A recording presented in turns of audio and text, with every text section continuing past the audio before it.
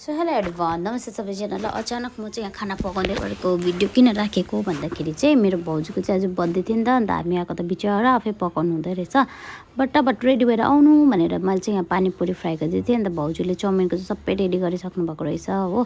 अनि म चाहिँ पानीपुरी तल्नु थालेँ। अनि पानीपुरी बनाएर चाहिँ चाउमिन बनाइदिनु पऱ्यो भनेर बर्थडेको लागि कहाँ कमाउनु है। अब हामी त भर्खर आइपुगेको थियो हो। अन्त हामी चाहिँ यस्तो गर्छ नि त, हाम्रो ग्रुपमा चाहिँ जसको बर्थडे हुन्छ हामी एक दुसरेको घर जान्छौँ। अन्त नानीहरूसँग हल्का फुल्का रमाइलोहरू गर्छ। अनि त्यसै पनि यहाँ चाहिँ आज चाहिँ चाउमिन आलुदम पानीपुरीको प्लान भइसकेको रहेछ होइन। अन्त आलुदम चाहिँ मेरो थियो, भाउजूको चाहिँ चाउमिन। अनि यता दिदीले चाहिँ पानीपुरी ल्याएर रेडी गर्नुहुँदै रहेछ नि त। सो भन्दै पानीपुरी पनि मैले तलिसकेँ है। अन्त हल्का फुल्का मैले भ्लगहरू राखिदिएको छु, के कसो हुन्छ आउनुहोस् म तपाईँहरूलाई देखाउने छु। सो अनि पानीपुरीको चाहिँ यो डल्लो चाहिँ नि जब